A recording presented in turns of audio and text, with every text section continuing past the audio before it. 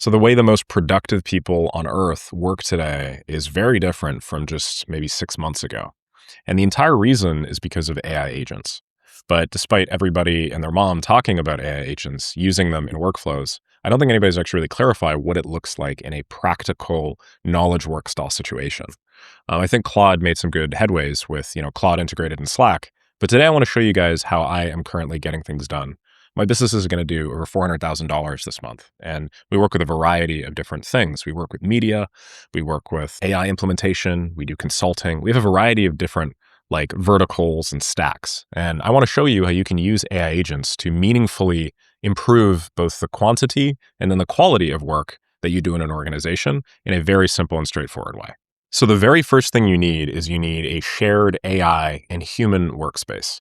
And to make a long story short, this is a place where you can have AI working on some task alongside people. Genuinely, you can use whatever platform or tool you want for this workspace. The thing that is more important than the specific selection is just the shape of it. And I'm going to run you through what ours looks like right now. I use a tool called Linear, which is just one of the many project management workspaces that you could use for this. And basically the way Linear is broken down is you have a variety of different statuses that denote where a task is in the pipeline. And so the statuses that we've set up, if I zoom in a little bit over here, is we have one called Inbox. We then have another one called Next. We have one called Doing. And then we finally have one called Waiting. And then there's also the Done status, which is where we put tasks after they're done, just so that if, we need to take a look at how a task was completed or get some more context or move it back to next or doing, we can do that pretty easily. So I'm not going to talk all day about this setup because hopefully that's pretty standard. The key thing in here is this isn't just humans working on this to-do list.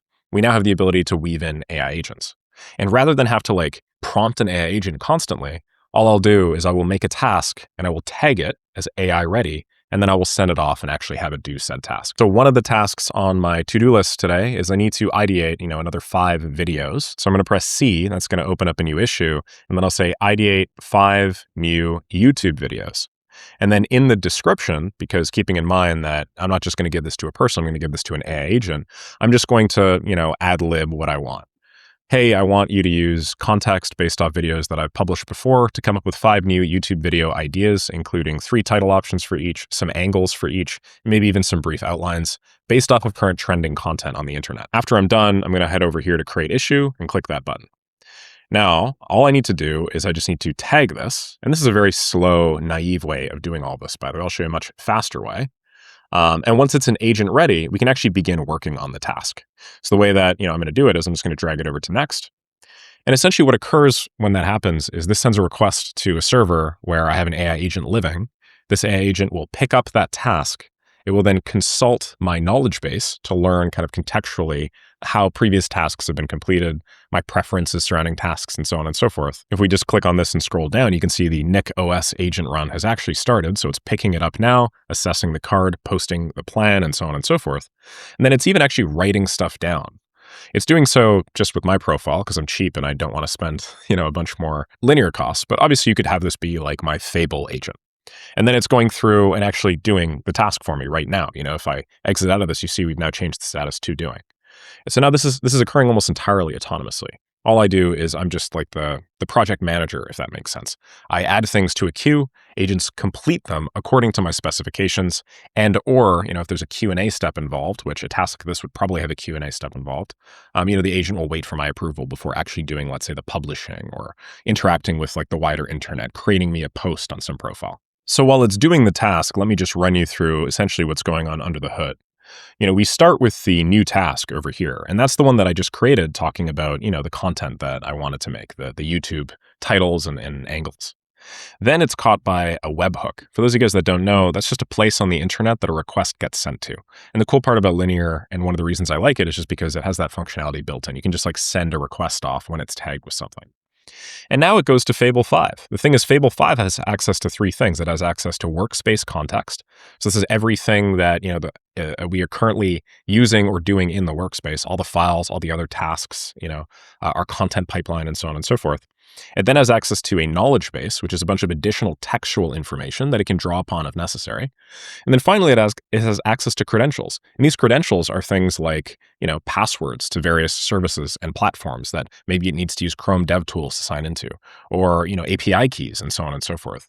And all this is stored relatively securely to the point where Fable can use all of it in conjunction with its own gigantic galaxy brain intelligence to actually do the work. And you can kind of see that in the task. I mean, after the update, it's just confirmed that this is how it understands it.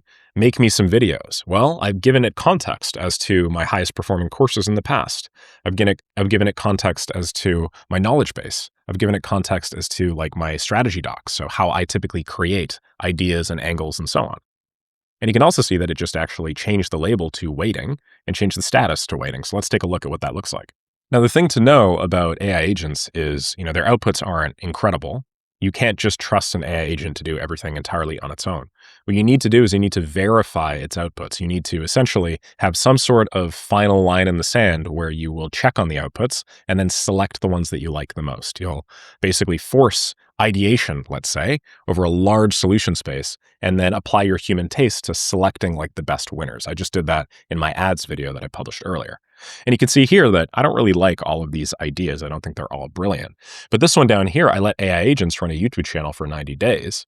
This one here is pretty solid. You can see it's come up with some different title formats, a source trail. It's given me some reasonably good reasoning and rationale behind why something like that would work. And I think that might actually be a video now that I am going to do. In a typical day, my pipeline might look reasonably like this. I'll have a couple of tasks in next. I'll have a few in waiting.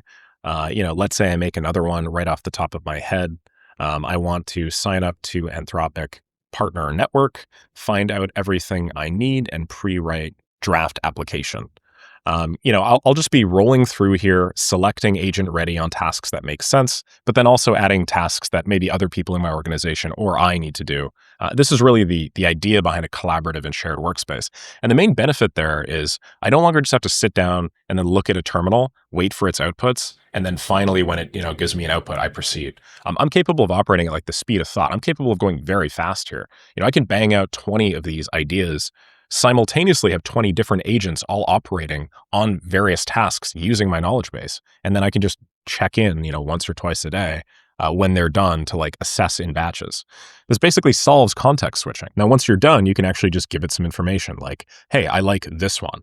I'd like to generate 10 thumbs for the video alongside adding this plus alternatives plus everything into content pipeline. The reason why this is valuable is you just don't need a text box open all day, and you can actually work off of a single source of truth. I wanted to buy an ergonomic chair for my home setup. Well, I had to go through and just do a tremendous amount of research, cross-referencing Reddit and so on and so forth to get me a bunch. Then I actually ended up buying one of these here, which took like 30 seconds. And you can do this for any task, email rest of people in Clairvaux CRM, cancel Roger's internet for family. You can see that was back when I was trying to master my English accent. That didn't work very well.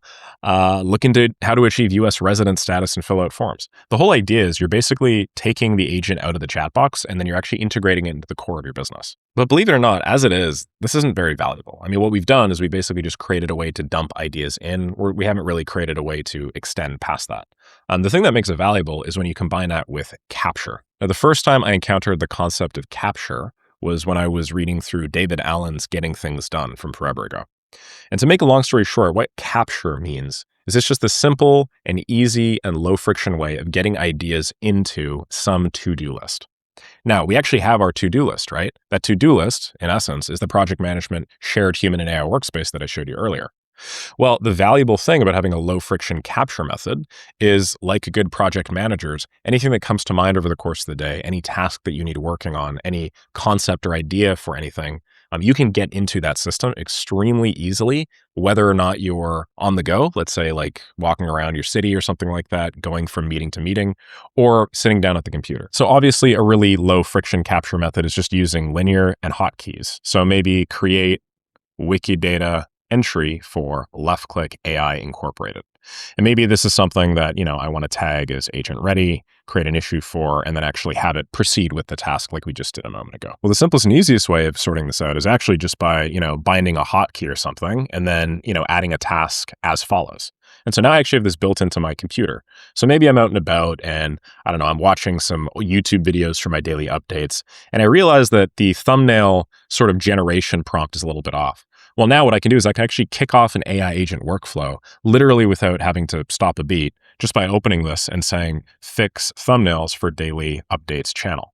Well, now this has actually been sent off to my linear. And if I wanted to tag this as AI agent ready, I can actually send this to my agent with a brief. I just hold Command and press G. So that's pretty easy. I can give it some additional information if I want. I can tell it, right now, the thumbnail text seems to be a little bit small. At any point in time, I basically have woven in AI into my day-to-day flow such that it exists with me, next to me, and I can work on essentially whatever tasks. I mean, if you think about it, I could fire off 50 of these simultaneously. I can now operate at the speed of thought. The bottleneck is no longer, how much work can I do in a day? It's how quickly and accurately can I scope the work that I want done in a day? I just ran over here to get my phone so I could show you what this looks like as well. You could build a shortcut into your phone such that you could actually just hold this button, create a demo task in linear, and it'll actually go through, and I don't know if you guys could tell, but I just had a little chime noise. And then I could go back over to linear, and then you could see that I just added that in the system. It's like tied to my action button. It's extraordinarily low friction. These little hacks, these aren't necessary, to be clear, but the lower friction that you make something like this, the more you end up relying on sort of your to-do list, your project manager, your shared AI and human workspace. And you can also tie this in such that, maybe if you click the action button twice, it automatically starts it as an agent task. Whereas if you click it once, you reserve that for a human task. You can also set notifications so that when, an AI agent needs you for something, it'll actually pop a notification up on your screen. I did this a while back and it was super valuable. Having push notifications when agents are waiting on you, and then all you do is you click on it and then voice transcribe, like that is pretty freaking sexy. And not only is it sexy, it's also obviously the future of work. If right now our ability to assess and verify the outputs of agents is the bottleneck, we need to make our ability to do that as easy as humanly possible. What's cool too is you get total task visibility. So there's like a trail and it's persistent. It doesn't disappear at the end of every prompt. So for instance, you could see here that I actually moved a task from waiting back to next. I removed a label that said waiting on Nick because, I wanted to provide some more context to the task. And this is going to get picked up just like any other task. All the context is going to be fed into this async runner. And then, things are just going to kind of work on its own autonomously without my direct oversight. The third thing you need in a system like this is you need what are called evals. Now, in case you guys didn't know, evals are a set of evaluations that you run an output through or a model through in order to determine whether or not it is giving you the sorts of things that you want. We're essentially assessing its performance. And for project management and modern AI-based productivity, I define evals as basically a standardized checklist of steps that I run all outputs through before they give it to me.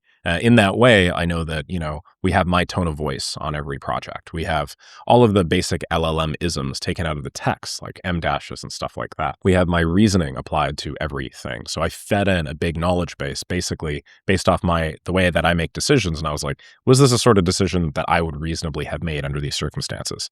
And the whole idea is rather than giving work off to AI completely and then just hoping it does a good job, what you do is you give it a set of guardrails that it can operate in. And then if it assesses that it's fallen out of those guardrails, it will just iterate and continuously retry the project until it eventually gets within the constraints.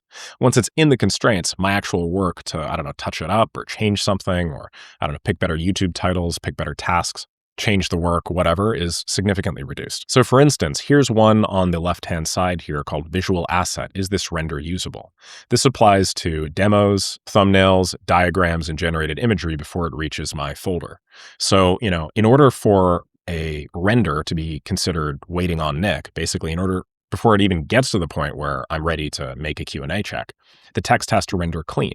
It needs to literally visually assess every output and determine that there's no garbled or melted characters. It needs to figure out, hey, is this in the style Nick likes, which right now is this ink editorial thing, black ink on pure white. I just love that. Is it legible at thumbnail size? Basically, is it sufficiently zoomed in? Is it faithful to the brief? Does it have the right shape? AKA, I gen my thumbnails at 1280 by 720. If I do diagrams, it's at 1920 by 1080. Here's another one here. Was this done the way that Nick thinks? And this is loosely, related to the knowledge base that I fed it in a while ago, but it's, hey, there are 5 questions. You got to score each of these 0 to 2. If the total is less than 7, aka if one of them is like a 0, then this whole project is a fail and we need to continuously iterate until it is good. So one of my principles is first principles. Did the work reason from the actual mechanics of the problem, or did it just pattern match to what people usually do? EV discipline. Are the conclusions and choices high expected value? If so, then it's good. And if not, then it's not. Is Nick's time minimized? If there's any part of this that could have been done without Nick in the loop, make sure to go back and do it according to this so that Nick doesn't have to do any additional work. Is it verified, not plausible? Is there a leverage check? If there's a big lever ignored because I had a skill in my workspace, then I want you to rerun this. And so, these are tokens, right? This isn't free, but typically this is worth far less than the time that I would spend getting an average task up to snuff. And the key is, having a knowledge base of some kind that it consults to get the right shape, and then forcing that shape into that guardrail container that I talked about earlier. And finally, there's quality and assurance. And this is really where you come in as, the final, as mentioned, gate to the task. The reality is the nature of work has changed a fair amount. Before I was actually doing a lot of the work, but now what I'm typically doing is I'm spending time scoping the work so that the guardrails are set really efficiently and effectively, as well as a clear definition of what it is that I want. And then I'm spending most of my time evaluating the results of the work, doing Q&A. It's kind of a mind shift from back when I was actually freelance writing in my content marketing agency. And then later on, I ended up managing a bunch of content writers. It's very similar. I'm just going one level up the abstraction chain. So I'm not actually directly involved with the deliverables.